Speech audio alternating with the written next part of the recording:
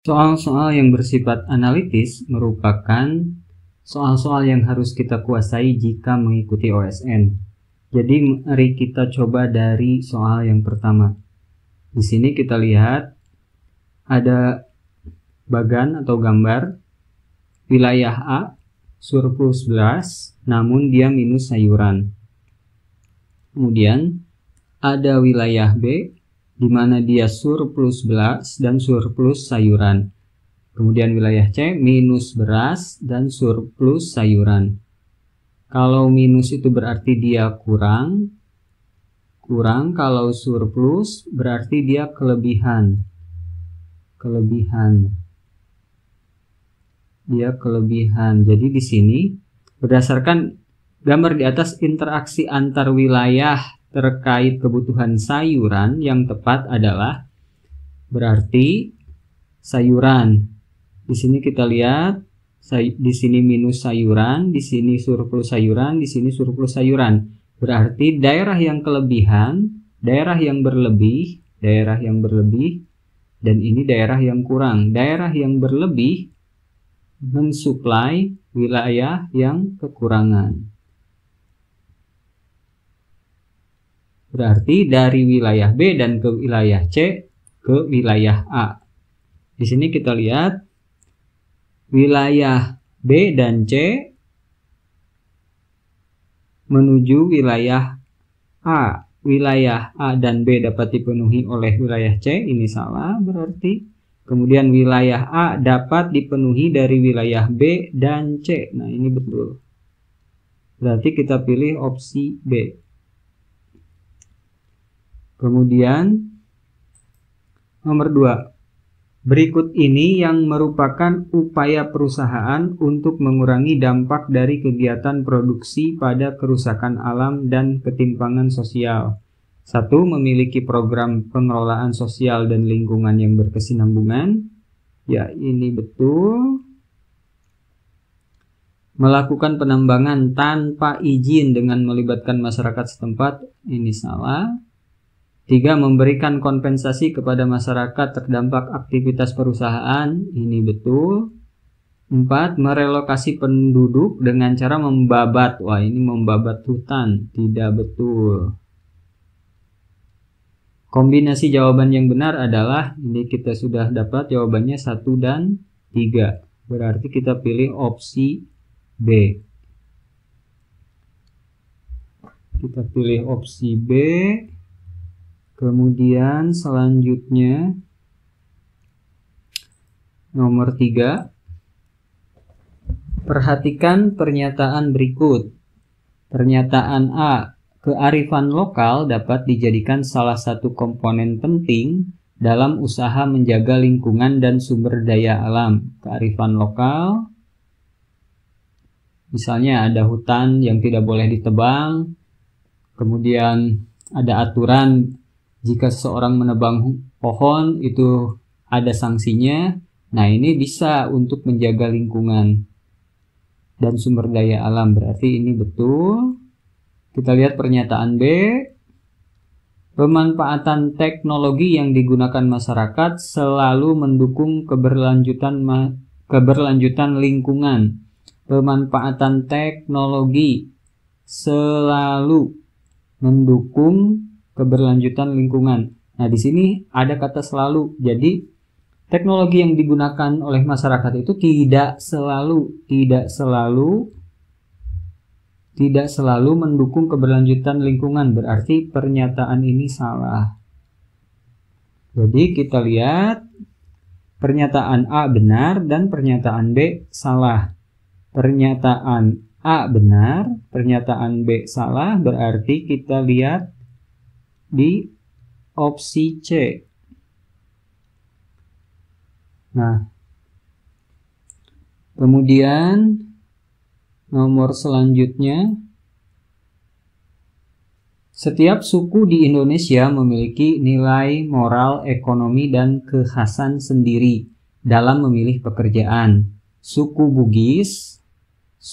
Bugis terkenal dengan kepiawaian melaut. Suku Toraja pandai bercocok tanam dengan varietas unggulan kopi yang terkenal. Suku Minangkabau terkenal memiliki jiwa kewirausahaan yang tinggi. Manfaat keragaman ekonomi berdasarkan etnis atau etnoekonomi tersebut bagi sistem sosial adalah: A. Masing-masing pihak dapat bersaing mengeluarkan produk unggulan. Kemudian B. Membangun solidaritas dan integrasi sosial horizontal karena saling membutuhkan. C. Memungkinkan terjadinya inovasi produk berdasarkan keunggulan wilayah.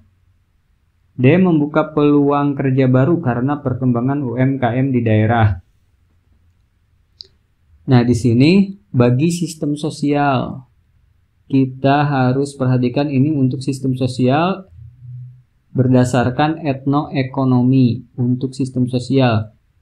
Berarti yang harus kita pilih adalah hal yang bersifat sistem sosial yang berhubungan dengan sistem sosial, yaitu membangun solidaritas dan integrasi sosial horizontal.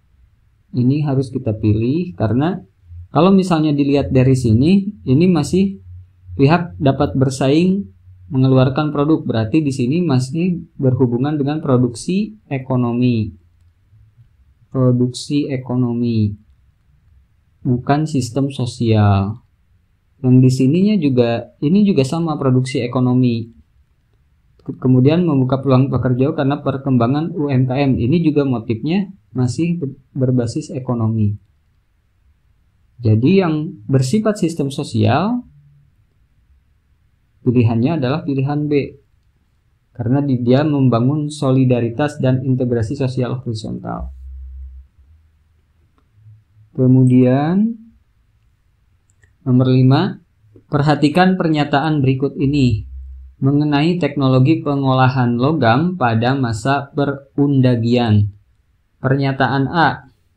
Asir verdu merupakan teknik pembuatan logam yang biasanya digunakan untuk membuat benda dari bahan perunggu berukuran kecil seperti arca dan moko. Jadi ini asir verdu, bahasa Perancis ya kayak sepertinya. Jadi ini kalau bahasa Inggris artinya lost wax casting atau lost wax casting. Jadi lilin yang digunakan untuk membuat bahan-bahan dari perunggu yang berukuran kecil seperti arca dan moko. Ini pernyataannya betul. Pernyataan B, teknik asir verdu menggunakan model cetakan dari lilin yang hanya dapat digunakan satu kali pemakaian saja. Ini juga betul. Nah, kemudian kita lihat apakah di sini ada hubungan kedua pernyataan ini. Jadi karena pernyataan B menjelaskan tentang teknik asir verdu yang hanya digunakan satu kali, jadi ini ada hubungan antara pernyataan A dan pernyataan B. Jadi kita pilih pernyataan A benar, pernyataan B benar, dan ada hubungan. Kemudian selanjutnya nomor 6. Perhatikan pernyataan berikut. Setiap lambang dalam candrasengkala memiliki arti dan makna yang sama. 2. Candrasengkala dituliskan dengan menggunakan sistem angka dan huruf. 3. Candrasengkala hanya dapat ditemukan pada penulisan prasasti. 4. Penggunaan lambang dalam candrasengkala dikaitkan dengan kejadian atau peristiwa penting. 5. Penulisan lambang pada candrasengkala didasarkan pada perintah raja. 6. Candrasengkala menunjukkan kemampuan masyarakat dalam mengembangkan sistem penanggalan yang kompleks dan presisi. Pernyataan di atas yang benar dalam menunjukkan teknologi candrasengkala pada masa Hindu-Buddha ditunjukkan pada nomor. Jadi untuk candrasengkala Tentu dia tidak memiliki arti yang sama, berarti di sini salah. Candrasengkala menggunakan sistem angka dan huruf, ini benar.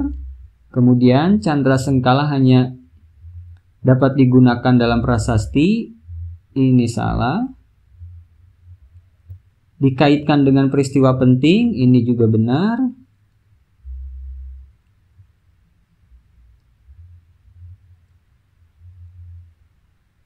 Kemudian penulisan lambang candrasengkala didasarkan pada perintah raja, ini salah. Nomor 6, candrasengkala menunjukkan kemampuan masyarakat dalam mengembangkan sistem penanggalan yang kompleks dan presisi, ini benar. Berarti kita pilih nomor 2, nomor 4, dan nomor 6. Kita lihat di sini ada ya 1, 3, 5, 2, 4, 6. Berarti ini kita pilih opsi B. Selanjutnya, perhatikan pernyataan berikut ini. Pernyataan A. Dekret Presiden 5 Juli dianggap sebagai jembatan politik, ekonomi, dan sosial dan budaya dari masa demokrasi liberal menuju masa demokrasi terpimpin. Ini benar. Kemudian, pernyataan B. Demokrasi terpimpin ditujukan untuk memperbaiki kondisi politik negara Indonesia, oleh karena itu peran partai politik dibatasi dengan ketat agar tidak terjadi pergantian kabinet seperti pada masa demokrasi liberal. Ya, memang demokrasi terpimpin ini ditujukan untuk mengatasi masalah pergantian kabinet yang terjadi pada demokrasi liberal. Jadi pernyataan ini benar. Kemudian kita lihat hubungan antara pernyataan A dan pernyataan B ini merupakan pernyataan yang saling berhubungan. Karena pernyataan B ini menjelaskan dengan lebih rinci kenapa dekret Presiden 5 Juli tahun 1959 ini merupakan dianggap sebagai jembatan politik, perubahan politik. Jadi kita pilih pernyataan A benar, pernyataan B benar, dan ada hubungan. Kita pilih opsi A. Oke, terima kasih sudah menyimak soal-soal analitis ini. Kita jumpa lain kali. Terima kasih.